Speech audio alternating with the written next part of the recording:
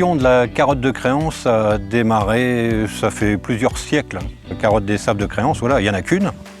Pour l'instant, sur la côte ouest, il y a environ une vingtaine de producteurs, une vingtaine d'exploitations qui sont certifiées en label rouge. Et c'est toute la bande littorale qui va d'Agon-Coutainville jusqu'à Surtainville à peu près. Pour l'instant, on est à 1400, 1500 tonnes. Notre objectif est d'aller à 4000 tonnes là, dans les 2 ans à venir. Vous allez voir, c'est une carotte qui a une couleur orange très très prononcée, quoi. Elle est tendre, elle a un goût sucré et c'est vrai qu'elle est juteuse. Elle a une texture fondante, croquante. Avec toutes ces caractéristiques-là, ça fait que c'est la meilleure des carottes, quoi. Les labels rouges ont émergé en 1964. Les créanciers se sont mis dans la démarche et ont obtenu le label rouge en 1967. C'était le premier légume quand même qui a été reconnu en label rouge. Ce qui permet d'avoir une reconnaissance officielle, un cahier des charges qui a été agréé par l'INAO et qu'on s'applique à mettre en place pour permettre d'avoir une carotte vraiment de bonne qualité. On produit la carotte des sables de label rouge dans des sables qui sont assez atypiques. C'est un sable fin. Du sable blanc, donc des sables marins. La carotte dans des sables comme ça, elle n'a pas d'obstacle. Elle est très très lisse, très droite, puis très très régulière. Ça, c'est aussi une de ses grosses qualités. On a 4 variétés de carottes. Ces 4 variétés-là sont choisies sur des qualités organoleptiques. Elles sont mises en test chez un panel de consommateurs qui les goûtent. Et il faut que la variété que l'on veut faire référencer pour rentrer dans le label rouge se démarque totalement vis-à-vis de son goût. On commence le 15 mai les semis, ils sont étalés environ jusqu'au 15 juin. Après, sur la carotte, sur le litre de la carotte, on apporte un fumier.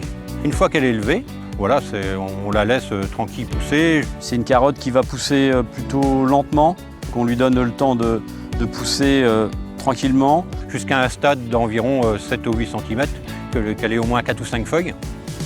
Et à ce moment-là, on pourra commencer à faire du binage, à faire des fertilisations.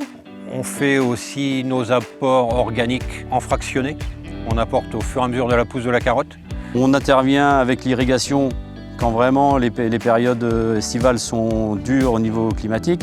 On essaye de limiter le maximum nos apports en eau. On a mis en place des systèmes de rotation. On met en place une culture de sorgho qui sert de culture assainissante. On a mis en place aussi des cultures comme l'avoine, Vestref pour passer l'hiver dans certaines parcelles qui sont libres à l'automne, permettre de régénérer un peu le sol. Donc on fait pour l'instant une carotte environ tous les 3 ans sur un sable. La période de récolte se fait de début septembre jusqu'à fin avril, début mai, suivant les campagnes. Elle est récoltée directement au champ, au jour le jour, à la commande. On va les prélever à la main. On la range directement dans les cartons, après avoir été pesée, et part directement chez le grossiste, chez le détaillant, quoi. C'est une carotte qui est conservée sous la paille, donc au champ. Il faut prendre la précaution de la garder hors gel sous la paille. Ça permet de garder son goût naturel, pas altéré par le climat qui pourrait dégrader un peu la qualité de la carotte.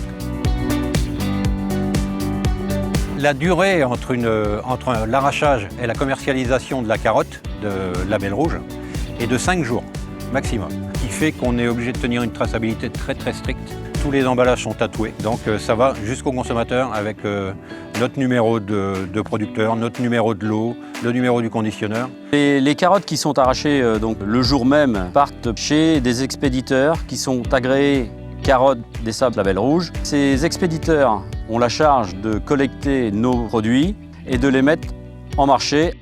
Nous sommes 20 à 30 producteurs de carottes label rouge de créance. C'est un métier qui me passionne. On est avec du vivant parce que la plante, on part du semis, on la suit, on la bichonne tous les jours. Quand j'avais déjà 7 ou 8 ans, j'étais déjà dans les champs.